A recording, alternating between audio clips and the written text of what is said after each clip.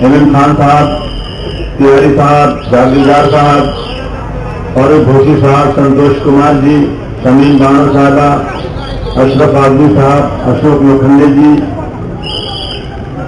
गोपाल कादिर साहब और इस जलसे को सजाने वाले सैयद जाकिर शेर चिंगोर, यहां मौजूद तमाम समाजवादी पार्टी के नेताओं, मुझे खुशी है कि आज मैं इस इलाके में आया आपसे बातचीत करने के लिए। और जिसने जलसा ये आज आयोजित किया है, हम लोग उसका नाम जाकिर कम बोलते हैं, शेर चंदूर ज्यादा बोलते हैं। हमारी यूजन फरमा की टीम, हमारी स्टूडेंट सभा की टीम के अध्यक्ष, और अब हम चाहते हैं कि हम एक नौजवानों की ऐसी टीम बनाएं जो कारपोरेशन में जाकर लोगों का काम कर सके। ये लोखंडे मार्ग बहुत मशहूर जगह है, बड़े बड़े नेता यहां रहते हैं। पिछले इलेक्शन में हम लोगों ने आरपीआई से अलायंस किया था और यहां जीत कर जो आए थे,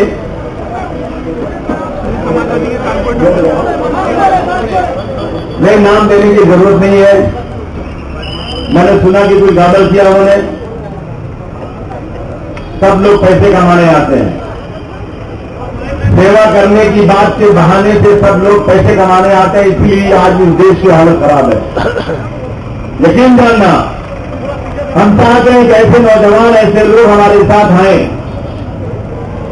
जो समाज के दबे कुचलों के चेहरे पर मुस्कान लाने की कोशिश करें। मेरे सामने यहां भी पानी रखा था, बिस्लरी वाटर। जब मुझे आप पानी पीने के लिए देते हैं तो एक बाटली का पानी खरीद कर लाते हैं, लेकिन कितने लोग अपने घर में ये पानी पी सकते हैं? जब मैं जाता हूं झोपड़पट्टी के अंदर तो लोग गाली देते हैं। जो पानी आता है, अगर हाथ से पानी ले लो, पीले रंग का पानी, बीमारी बढ़ती जा रही है उससे। इलाज के लिए पैसे नहीं लोगों के पास। और हमारा प्रधानमंत्री पगड़ी पहन के जब यूएन में जाता है, यूनाइटेड नेशन के अंदर, जब अमेरिका के प्रेसिडेंट के बगल में खड़ा होता है तो कहता है कि मेरा देश आने वाले 2020 में दुनिया की एक बहुत बड़ी ताकत बन जाएगी। मेरे देश का जीडीपी बढ़ता जा रहा है, अमीरी बढ़ती जा रही है। जब मैं उसको देखता हूं तो मुझे शर्म आती है कि ये मुंबई के नरिमन पॉइंट की बिल्डिंग को दिखाते हैं, ये मुंबई का वारकेश्वर और चौपाटी को दिखाते हैं, लेकिन ये मुंबई का लोखंडे मार्ग की झोपड़पट्टी नहीं दिखाते, ये गोवंडी की झोपड़पट्टी नहीं दिखाते। हालत यह है कि जो लोग बैठे हैं ये सब एक परिवार के लोग हैं, हम सब के परिवार के लोग हैं। कोई मद्रास से अपना गांव छोड़कर यहां आ गया, कोई केरला से आ गया, कोई उत्तर प्रदेश बिहार से आ गया, और कोई औरंगाबाद और सोलापुर से आ गया। रोजी रोटी कमाने मुंबई में आ गए, अपना घर छोड़कर भी आ गए। याद रखिए, अपने गांव में सबका घर बना बड़ा है।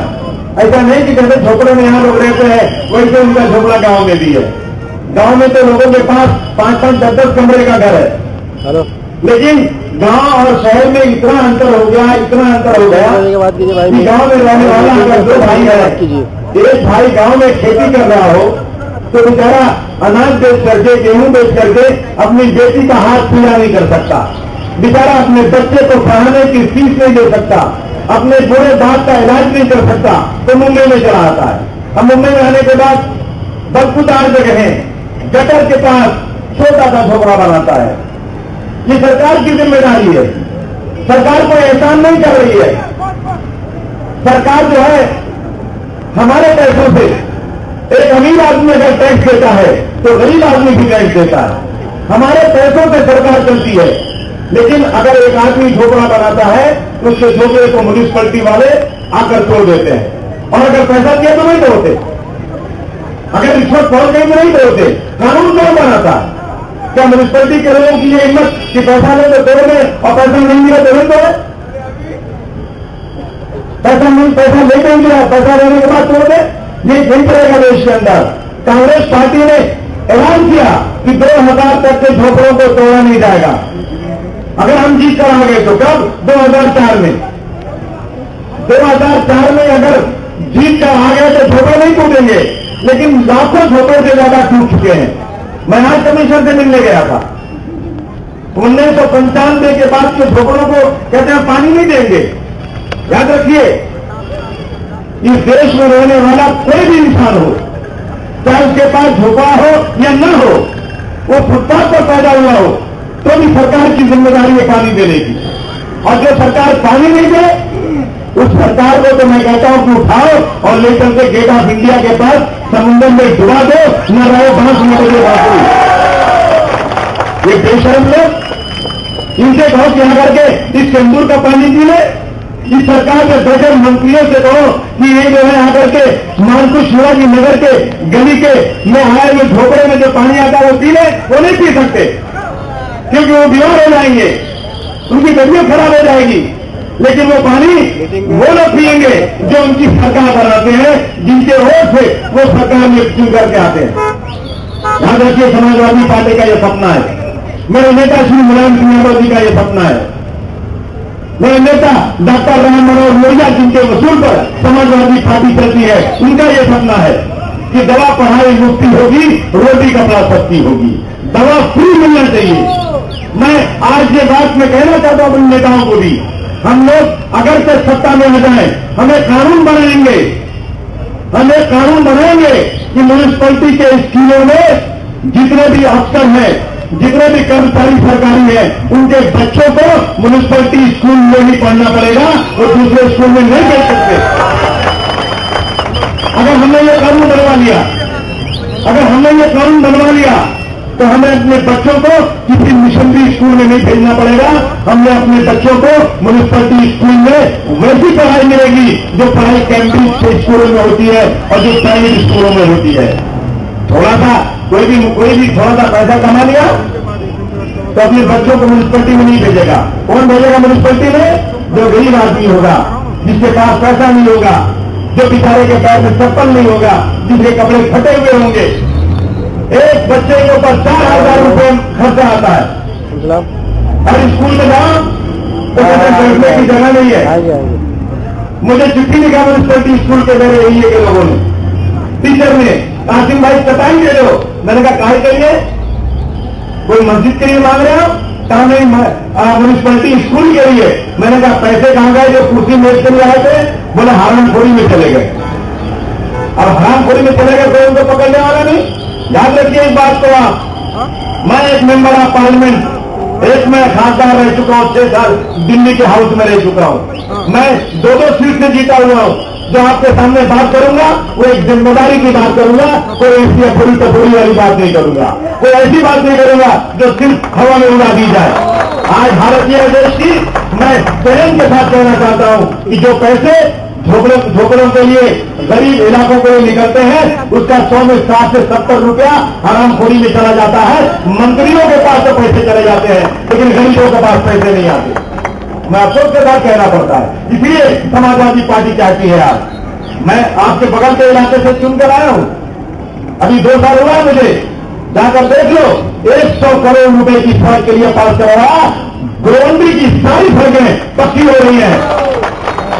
पानी के लिए उनकी सरकार कांग्रेस की सरकार थी, कांग्रेस का खासदार था, कांग्रेस का आमदार था, कांग्रेस की सरकार दिल्ली में भी थी, कांग्रेस की सरकार महाराष्ट्र में भी थी, लेकिन पीने का पानी नहीं मिल रहा था। मैंने कहा हाउस के अंदर या तो हाउस रहेगा या तो अबू आसिम रहेगा। आज ये फैसला हो ही जाएगा।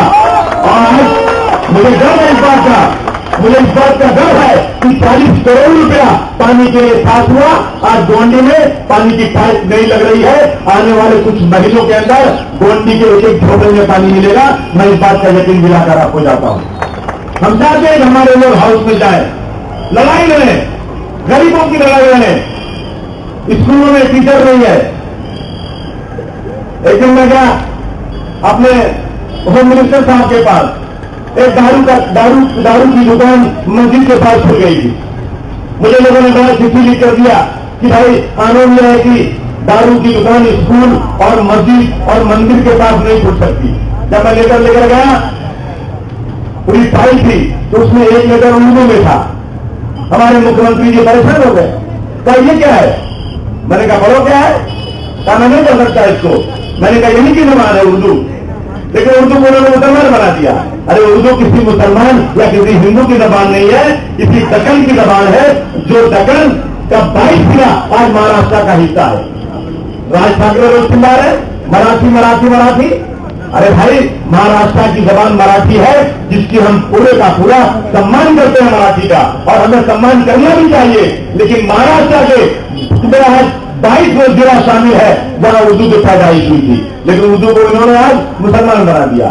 आज देश के अंदर कानून मान की कोई चीज नहीं है। अभी राज ठाकरे ने कह दिया कल कि उत्तर भारतीय लोग जो सब्जी बेचते हैं, मराठी लोग वो सब्जी मत खरीदो उनसे। अरे वाह भाई वाह, उत्तर भारतीय मराठी भाई भाई हैं, कोई उनमें लड़ाई झगड़ा नहीं है।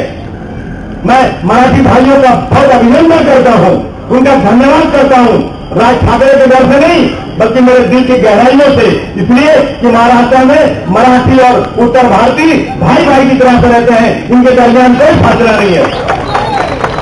जो आदमी अपने चाचा के नहीं हुआ वो अब तक क्या होगा? ये कहते हैं कि मैं चाहता हूं, ये आए हैं मराठी भाइयों की भलाई करने के लिए। याद रखना, मैं उत्तर भारतीयों से नहीं कह रहा हूं, मैं सिर्फ मराठी भाइयों से कहना चाहता हूं कि ये राज ठाकरे और शिवसेना की जो नीति है वो महाराष्ट्र को कमजोर करने वाली नीति है। वो महाराष्ट्र को कमजोर करना चाहते हैं। मैं नहीं, जाओ बड़े बड़े इंटेलेक्चुअल से पूछो, जाओ बड़े बड़े पत्रकारों से बात करो और उनसे पूछो कि देश की आर्थिक राजधानी कौन सी थी, तो लोग कहेंगे कलकत्ता राजधानी थी, आर्थिक राजधानी। हमारे बचपन में 60s में लोग मुंबई कमाने नहीं आते थे। ये जो झोपड़े बनाकर सड़कों पर बेचारे जानवरों की तरह से रहते हैं, वो यहां नहीं आते थे। वो 50 साल पहले कलकत्ता जाते थे रोजी रोटी कमाने के लिए। लेकिन कलकत्ता में बंगाली लोगों ने बिहारी और बंगाली का झगड़ा शुरू किया, मारामारी शुरू की, हत्याएं की, लोगों की लूटमार शुरू की, और क्या हुआ? 1 साल 2 साल 3 साल लोगों ने बर्दाश्त किया। उसके बाद लोगों ने कलकत्ता को छोड़ दिया, त्याग दिया कलकत्ता को, और सबके सब मुंबई में आ गए। और मेरा ये मुंबई चमकने लगा, और मेरा ये मुंबई देश की आर्थिक राजधानी हो गया। आप सोचो जरा सा, आज बड़ी बड़ी कंपनियां, आज पूरी दवा की कंपनियां यहां से चली गई कहां?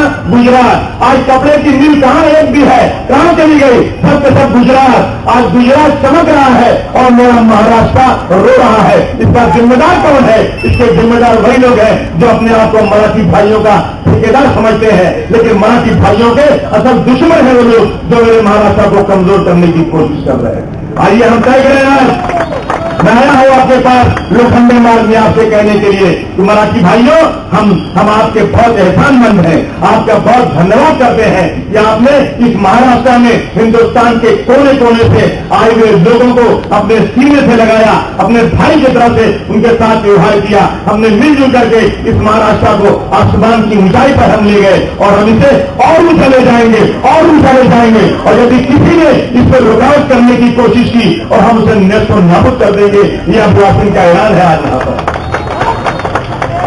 देख लो, इसी इलाके में एमएलए साहब रहते हैं, मुझे उनसे कोई दुश्मनी नहीं है, लेकिन मैं चाहता हूं कि सच्चाई पर हो। वो साहब मेयर थे जब 1992-93 में फसाद हुआ था, वो मेयर थे। मेयर जो है बहुत बड़ी हैसियत रखता है। वो गए, वो मेयर साहब गए बाला साहब ठाकरे के पास कि सर मुंबई में शांति ला दो। अरे शांति बाला साहब ठाकरे लाएंगे या सरकार लाएगी? ये गए बाला साहब ठाकरे के पास कि सर मुंबई में शांति ला दो, और उनके साथ एक महानगर अखबार का रिपोर्टर भी था। बाला साहब ठाकरे ने कहा आइए मेयर साहब बैठिए बैठिए, आप शांति चाहते हैं, बैठिए मैं शांति लाता हूं। टेलीफोन लिया और अपने सैनिकों को कुछ का आदेश दिया कि जाओ ये करो ये करो ये करो। उनके सामने लूट मार की बात किया, शांति के बजाय अशांति का पैगाम दिया। हमारे मेयर साहब बेचारे मुंह लटकाए बैठे रह गए। बता सुनिए मेरा पैगाम आपने, मैंने शांति का पैगाम पूरे मुंबई में टेलीफोन पर अपने सैनिकों को दे दिया।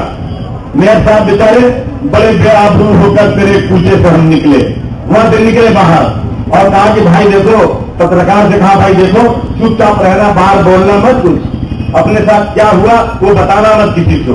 लेकिन पत्रकार ने क्या किया, दूसरे दिन सब अखबार में लिख दिया कि हम लोग गए थे और हमारे सामने बाला साहब ठाकरे ने शिव सैनिकों को ये आदेश दिया कि मुंबई में दंगा करो और फसाद करो।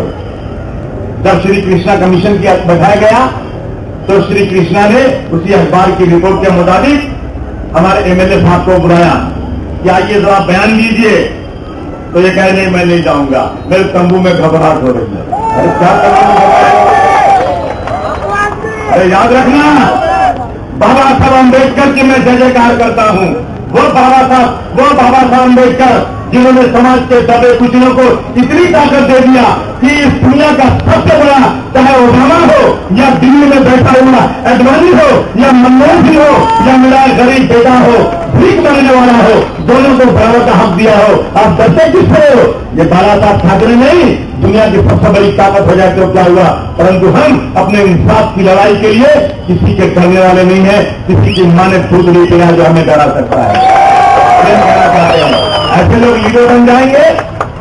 ये कांग्रेस पार्टी दोगली पार्टी है, दोगली नीतियां है इसकी।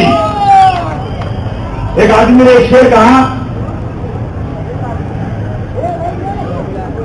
नाम अभी शेर याद कर रहा हूं मैं, कांग्रेस पार्टी के बारे में एक लफ्ज में बयान कर दो सामने। भूल गया। कांग्रेस पार्टी जो है इसका इंसाफ नाम की कोई चीज नहीं है। अभी हमारे भाई ने कहा कि सलमान रुश्दी आ रहा है। कानून सबके लिए एक होता है, सबके लिए कानून है। आपने देखा होगा एमएफ हुसैन नाम का एक आर्टिस्ट, एमएफ हुसैन बहुत मशहूर आर्टिस्ट थे। उन्होंने देवी देवताओं का चित्र बनाया जिससे हमारा हिंदू भाई क्रोधित हुआ। कहा कि भाई हमारे देवी देवताओं को अपमानित करने वाला चित्र बनाया, मार दो एमएफ हुसैन को। सरकार ने एमएफ हुसैन के ऊपर मुकदमा लिया। एमएफ हुसैन को हिंदुस्तान छोड़कर भागना पड़ा कि अगर मैं इंडिया में गया तो गिरफ्तार हो जाऊंगा। कतर अरब कंट्री ने उसको नेशनलिटी दे दिया और जीते भी हिंदुस्तान नहीं आया, मर गया वहीं पर। मुझे खुशी हुई कि अगर देवी और देवताओं की तस्वीर बनाई जाए गलत तरीके से तो सरकार उस पर मुकदमा कर सकती है।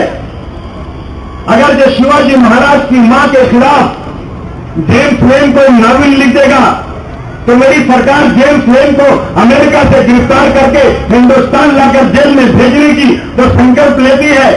अगर सुप्रीम कोर्ट उस किताब के ऊपर पाबंदी हटा दे तो भी महाराष्ट्र की सरकार कहती है कि जेम्स वेन की वो किताब अगर किसी दुकान पर आ गई तो उस दुकान को जला देंगे। मुझे खुशी होती है कि शिवाजी महाराज की मां को अगर किसी ने अपमानित किया तो हम कभी जिंदगी में बर्दाश्त नहीं कर सकते।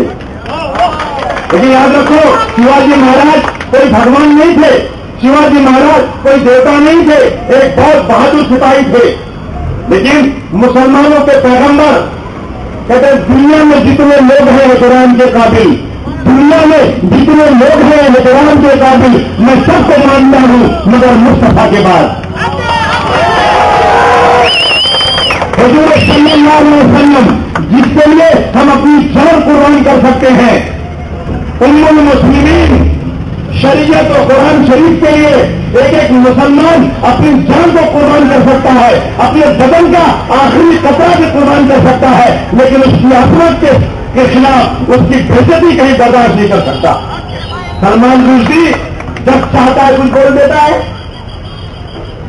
वो एक औरत है तस्लीमा नसरीन, जब चाहती है कुछ बोल देती है। तस्लीमा नसरीन हिंदुस्तान की नहीं है, बांग्लादेश की है, भगा दी गई है वहां से। किसी इस्लामी मुल्क में रहेगी तो फांसी की सजा हो जाएगी उसको। लेकिन मेरी सरकार को उससे बहुत मोहब्बत है, मेरी सरकार को तस्लीमा नसरीन से मोहब्बत है, मेरी सरकार को सलमान रुश्दी से मोहब्बत है। क्यों मोहब्बत है भाई?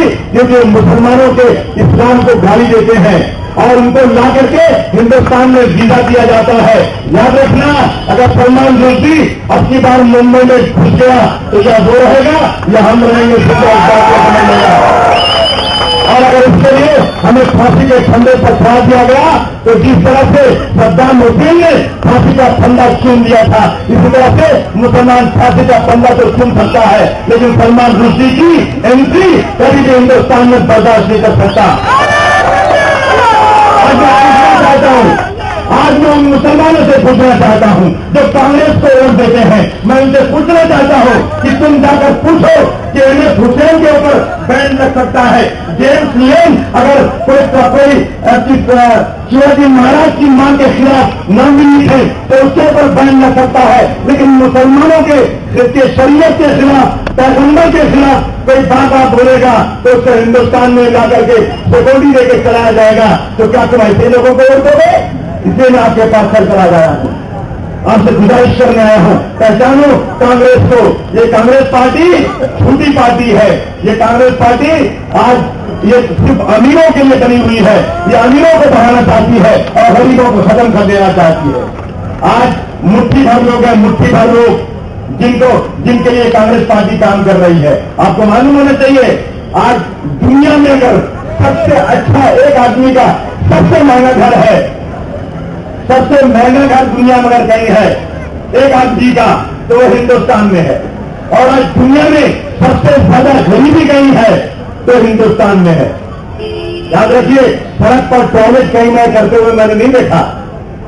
जवान लोग, औरतें बेचारी सूरज डूबने का इंतजार करती हैं। जब हम गाड़ियां लेकर चलते हैं तो सड़क के दोनों फुटपाथ पर रात को औरतें बैठी रहती हैं, जब लाइट पड़ती है बेचारी शर्म में खड़ी हो जाती हैं। टॉयलेट नहीं घरों में उनके है, वो दिन में टॉयलेट जा ही नहीं सकती और कहते मेरा देश बहुत मजबूत हो गया है, न्यूक्लियर पावर बनने वाला है। तो मैं शेर पढ़ता हूं कि सारे जहां से अच्छा हिंदुस्तान हमारा, रहने को घर नहीं है, सारा जहां हमारा।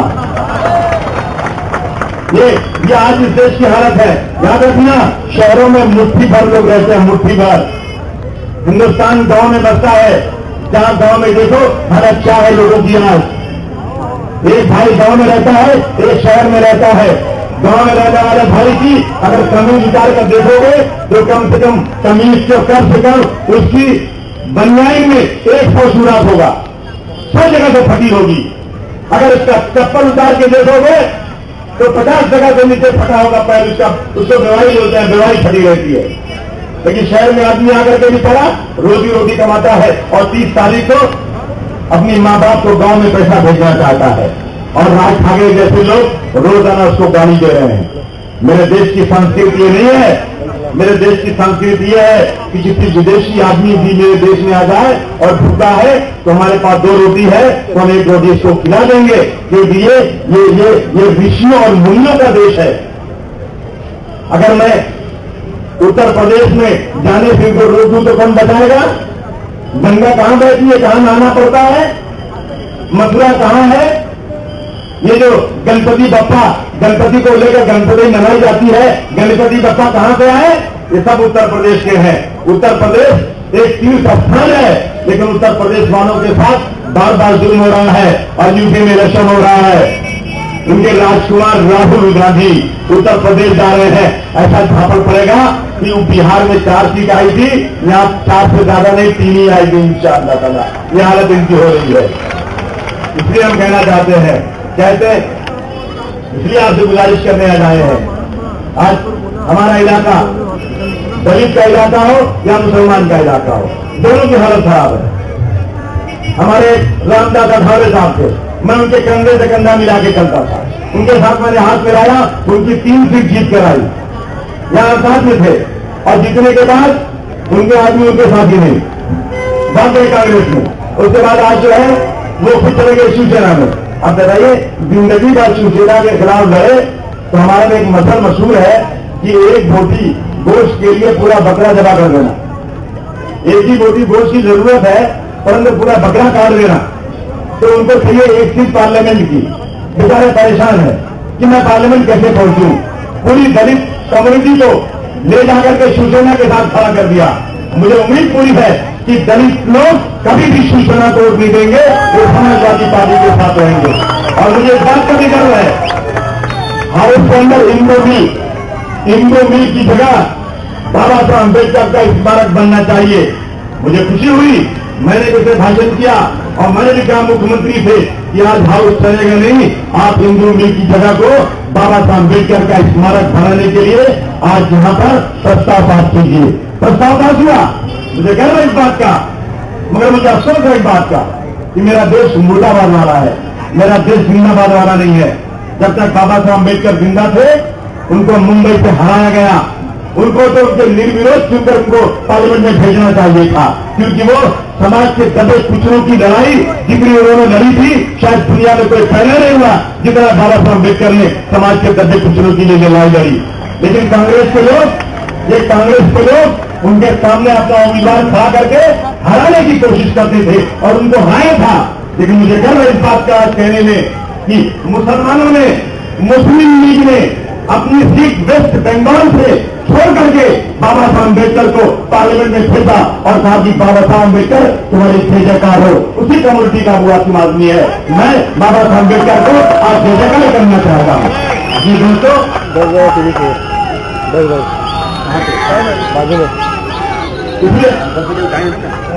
इसलिए मैं निवेदन करने आया हूँ, मैं आपको गुजारिश करने आया हूँ, दलित भाइयों जो तुम्हारी हालत है वही मेरी हालत है, और अगर मैं और तुम दोनों मिल जाए तो कोई माई के लाल में ताकत नहीं कि मेरे लाठी को अच्छा न बना दे। एक बार तुम लोग मेरे साथ आ जाओ, तुमने सबको आजमा लिया है। मैं भ्रष्टाचार के खिलाफ हूं। मैं चाहता हूं कि सरकारी खजाने से निकला हुआ एक एक रुपया, सरकारी खजाने से निकला हुआ एक एक पैसा गरीबों के लिए खर्च हो। जिसको मेरे साथ आना है, जिसको मेरे साथ आना है उसको भ्रष्टाचार छोड़ना पड़ेगा, उसे एक रुपया हराम का नहीं कमाना पड़ेगा। तुमको कमाना है, नगर सेवक बनो, बड़े बड़े बिल्डरों की फाइल लेकर जाओ, म्यूनिसिपैलिटी में जाकर उनके लिए काम करो, कानून से पास कराओ, उनसे सीख लो, पैसे कमाओ। लेकिन झोपड़ों को तोड़वाने के लिए अगर तुमने कोशिश किया तो तुम मेरे नगर सेवक नहीं हो सकते। नगर सेवक वो मेरा हो सकता है जो गरीबों का झोपड़ा बनवाने की कोशिश करे। और मैं आज ये खुलेआम चैलेंज कर देना चाहता हूं।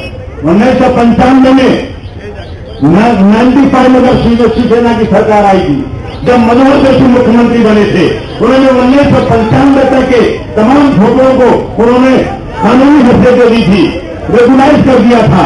और उन्होंने कहा था कि आपके बाद अगर कोई झोपड़ा नया बना तो वहां का वार्ड ऑफिसर और वहां का वीक ऑफिसर दोनों को सस्पेंड किया जाएगा, उसको जिम्मेदार ठहराया जाएगा। तो 1995 के बाद कितने वीक ऑफिसर को सस्पेंड किया गया, कितने वार्ड ऑफिसर पे मुकदमा चलाया गया। पहले सरकार मुझे उसकी लिस्ट दे दे, उसके बाद झोपड़ों को हाथ लगाए। अगर एक झोपड़ा भी हाथ लगाया गया तो ऐसे हाथ को मरे के रख देने की जरूरत है। ये म्यूनिसिपैलिटी वाले समझते हैं जैसे कहीं शक्कर गिर जाए, चीनी गिर जाए तो चींटी को बुलाना नहीं पड़ता, वो सूंघ के पहुंच जाती है। आप घर में कहीं भी आपके बिस्तर पर चींटी शक्कर गिर जाए तो चींटी जमीन में आ जाती है। ये म्यूनिसिपैलिटी वाले बेईमान थोड़ी सी बेटी गिराओ, आप आधे घंटे में छोड़ा लेके पहुंच जाते हैं। और पैसा दे दो तो लीगल, और पैसा नहीं दो तो इलीगल। ये नहीं चलेगा समाजवादी पार्टी के राज में। अगर तुमको झोपड़े तोड़ना है तो तुमको शिवसेना वालों को झोपड़े भी तोड़ने पड़ेंगे। तुमको झोपड़े तोड़ना है तो तुमको बालकेश्वर पर अमीरों की बिल्डिंगों में जो इलीगल काम है वो पहले तोड़ना पड़ेगा, फिर तुमको गरीबों का घर तोड़ना पड़ेगा। ये अबू आसिम तुमको ऐलान करके जाता है, किसी गरीब की तरफ हम उठाकर नहीं दे सकते। इसलिए मैं आ आया हूं। मेरा साथी जरा ऊपर आती जरा, ये मेरा चोरी सिंबल है।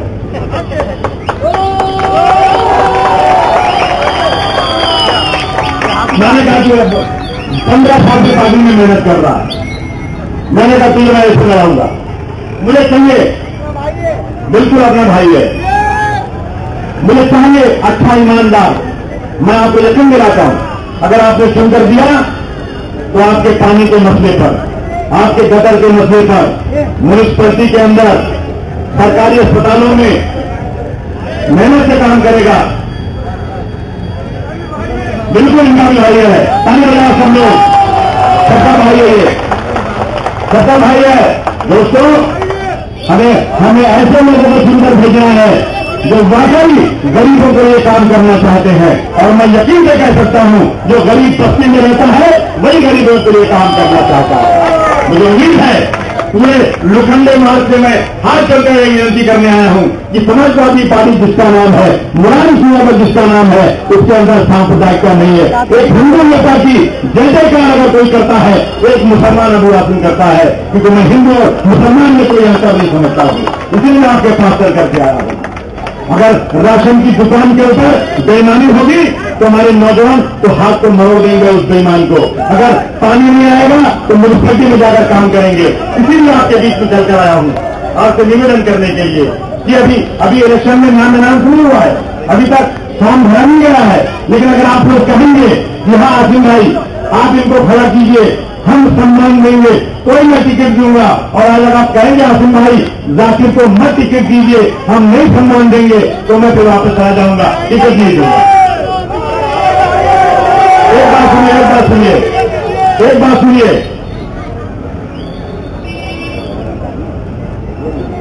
एक बात सुनिए, झूठ बोलना पाप है कि नहीं? चाहे मुसलमान हो, चाहे हिंदू, चाहे दलित हो, चाहे सिख, हर मजहब में झूठ बोलना पाप है ना? और मैं नहीं चाहूंगा कि मेरा भाई कोई झूठ वादा करे। मेरी कोई हैसियत नहीं आपके सामने, मैं तो आपका गुलाम हूं, मैं तो आपका सेवक हूं। मेरे डर से तो आप झूठ बोलेंगे नहीं। देखिए मैं आपसे एक बात पूछूंगा, रुकिए जरा। अगर आपको लगा कि हाँ आप इस काम को करने वाले हैं, 3 बार सोच लीजिएगा, उसके बाद हाथ उठाकर कहिएगा, उसके पहले मत हाथ उठाइएगा। मेरी पहले बात सुन लीजिए आप। मैं नहीं चाहता कि मेरा कोई भाई पापी हो, मेरे किसी भाई को पाप मिले, क्योंकि अगर आपने झूठ वादा किया और बाद में उसको पूरा नहीं किया तो फिर आप गुनहगार हो जाएंगे। आप कहिए मैं इनको टिकट दूं भी नहीं दूं, अब आप जाकर बोलिए। अरे ये लोग मिले क्या सर मेरे?